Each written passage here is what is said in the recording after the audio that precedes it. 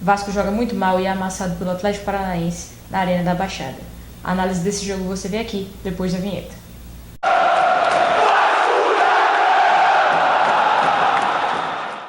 Salve, salve vascaínos e vascaínas espalhados por todo mundo, sejam todos muito bem-vindos ao canal do No Meio Campo.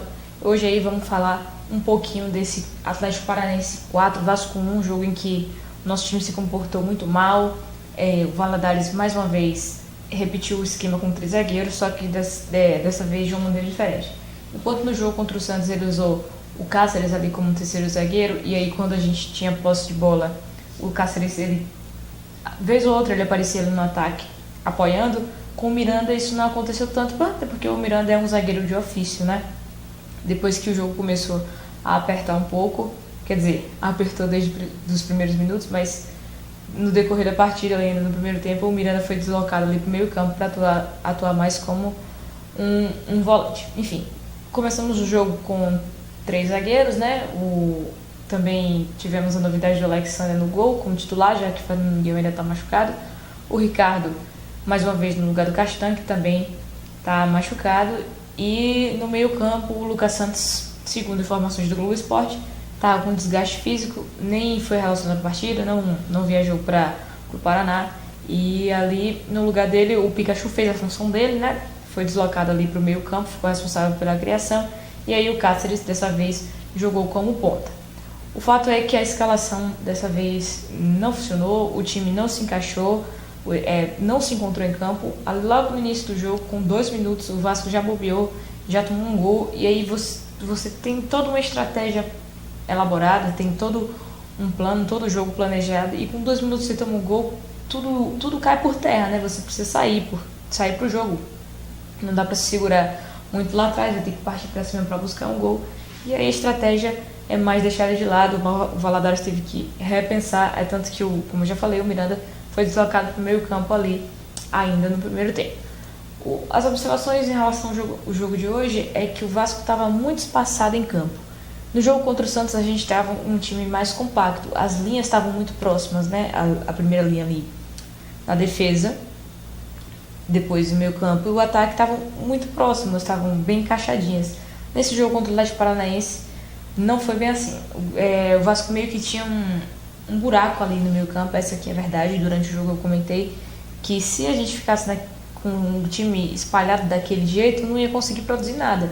Se você fica espalhado, você diminui o poder de marcação, né? Porque o cara ultrapassa uma linha, ele tem um campo inteiro para percorrer. E também na criação das jogadas, para você sair de trás, para você criar alguma coisa, você precisa dos jogadores mais próximos. Se não tem aproximação, o jogador fica sozinho e ele é apertado e fica sem ter o que fazer. Aí volta a bola lá pro goleiro, volta a bola para os zagueiros. E até a metade do primeiro tempo o Vasco estava muito espaçado. Depois começou a se acertar um pouquinho, as linhas ficaram mais juntas, mais próximas. O Vasco conseguia chegar ao ataque, conseguiu criar algumas oportunidades, mais alguns chutes ali de fora da área. O Marrone chutou uma ali para a esquerda, o Lucas Miro também chutou uma, até o Ricardo chutou uma bola hoje, mas nada que levasse tanto perigo. No lance que o Vasco levou mais perigo, que foi num cruzamento, o Max Lopes ali, eu nem achei um replay para eu ver de novo o lance. Hoje foi muito ruim de assistir, já que não passou no Premiere. Enfim, o Max ficou ali meio perdido, demorou para atacar a bola, ao invés de botar o corpo, jogar, tentar cabecear, não, esperou a bola descer para chutar, e aí proporcionou um contra-ataque para o Atlético Paranaense, e depois saiu o gol. Vou fazer uma análise dos gols aí, com imagens mais para frente aí, continua acompanhando a gente, que você vai ver o vídeo aí com os gols do Atlético Paranaense. Então o Vasco tomou um gol ali no final do primeiro tempo, quando estava melhor encaixado na partida, no melhor momento da partida, quando estava mais próximo de conseguir um empate, tomou um gol e aí foi mais um banho de água fria. Terminou o primeiro tempo assim, voltamos para o segundo tempo. O Valadares não mexeu no time, não concordei com ele porque, veja bem, como eu já tinha falado antes da partida começar, que o Pikachu pelo meio é uma incógnita, né? Provavelmente a gente ia ter problemas com a criatividade do meio campo, a gente ia ter problemas para armar jogadas. E foi isso que aconteceu. Eu não lembro de nenhuma partida em que o Pikachu tenha atuado ali centralizado, em que ele tenha feito uma boa partida. E mais uma vez fez uma partida ruim. Para mim, o Valadares já deveria ter tirado ele no intervalo, ou pelo menos ter tirado ele e remontado ali a questão dos volantes que estavam assim muito mal no jogo.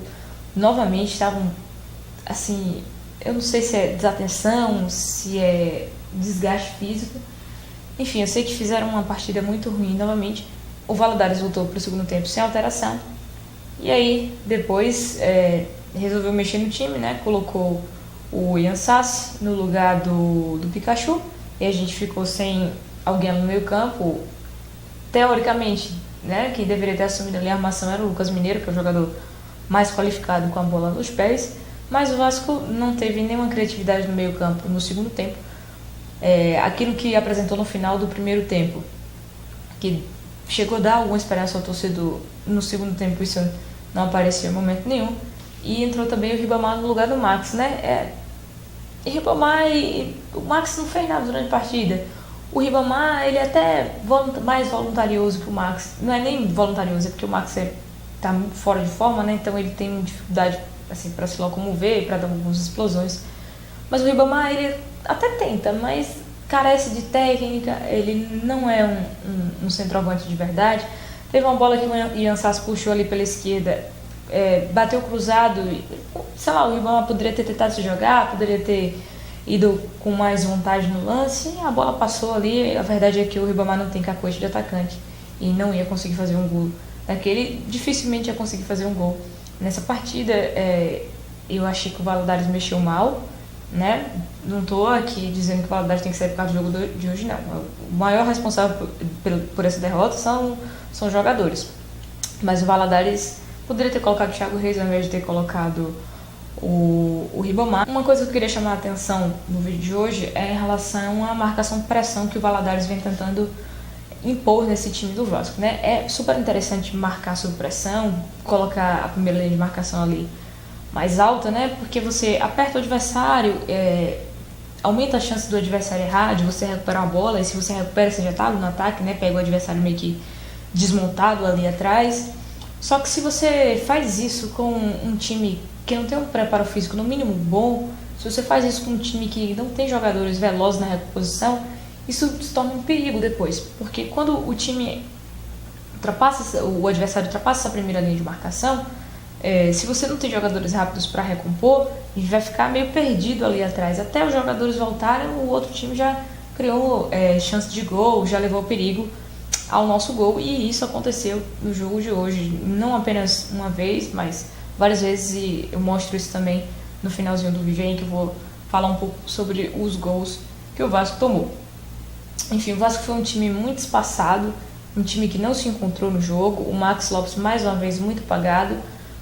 O jogador de linha que se salvou ali mesmo foi o Marrone, né? Aí o pessoal pode falar, mas o Marrone erra demais, não finaliza bem. Eu sei disso tudo, mas o Marrone é o único jogador que ele vem buscar o jogo, assim, busca fazer algo diferente. É um jogador que tenta fazer algo ali no ataque, tenta criar alguma jogada, ele puxa pro meio, tenta levar em velocidade, só que cansa, né, jogar sozinho no ataque. Hoje o Marrone jogou sozinho no ataque. O Pikachu não fez nada o jogo todo, o Ian Sassi quando entrou até tentou alguma jogada, mas pouco produziu. O Ribamar nem se fala, o Max não fez nada, os volantes estavam muito desaparecidos, tanto na marcação quanto na criação, então o Marrone ficou extremamente sobrecarregado, né?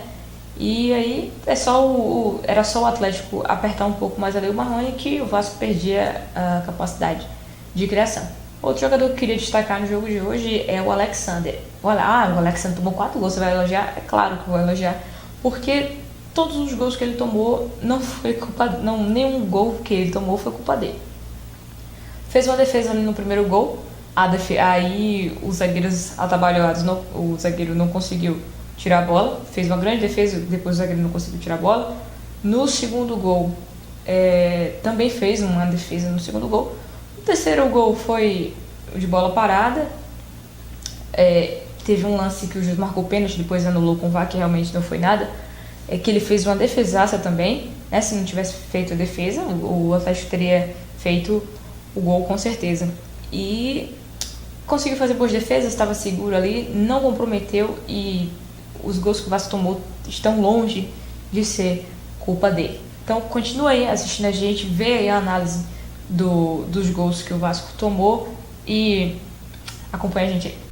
Vamos observar esse primeiro gol do Atlético, que começou numa jogada ali aos 2 minutos do primeiro tempo. Logo cedo o Vasco deu um bobeado legal ali no lado esquerdo de sua zaga. O jogador do Atlético está com a bola nesse da jogada, está sendo marcado de perto pelo Marrone. O Ricardo está dentro da área, mais próximo à linha, olhando o jogador do Atlético que está com a bola de frente. Fora da área estão Lucas Mineiro, perto do jogador que está com a bola, e Raul, perto do Bruno Guimarães, que é o jogador que vai infiltrar. O Wesley deveria marcar o Marco Ruben, né? Mas o Bruno Guimarães vai entrar sozinho na área. Vê aí que o Wesley vai para cima do Bruno Guimarães, não consegue roubar a bola. O Marco Ruben chuta, o Alexandre faz uma grande defesa e depois o Bruno Guimarães completa fazendo o gol. E aí a crítica que a gente vem fazendo aos nossos volantes ao longo dessa temporada é mais uma vez pertinente, porque se o Raul acompanha esse jogador, o Bruno Guimarães, que vai infiltrar, provavelmente ele não ia receber a bola sozinho, ou pelo menos não iria receber com tanta liberdade. E o Wesley também não precisaria vir marcar o Bruno Guimarães, ficaria ali no Marco Ruben, que era o jogador que ele deveria mesmo marcar. O segundo gol do Atlético começou com outra bobeada da zaga do Vasco. Depois do Alexandre sair do gol ali, chutar a bola, o jogador do Vasco ficou com a bola atrás e tocou para a esquerda. Não sei se ele viu que não tinha ninguém ou se a intenção dele mesmo era tirar a bola. Eu sei que o Atlético ficou com o lateral, fez a bola girar e fez depois chegar ali na esquerda. O jogador do Atlético recebeu a bola nas costas do Danilo Barcelos que vem pecando muito na marcação, vem deixando muita gente ali na mão. O jogador do Atlético recebeu a bola sozinho, estava bem distante ainda do Danilo Barcelos, que nem em cima dele ficou tentando ali tapar o cruzamento. O jogador do Atlético, então, cruzou a bola. O outro jogador vinha lá atrás, sozinho, cabeceou na trave, e aí ficou aquela confusão na área. Acho que foi o Wesley e o Raul tentaram ali tirar a bola. Um furou, e aí o jogador do Atlético completou e fez o gol. O terceiro gol do Atlético saiu numa bola parada.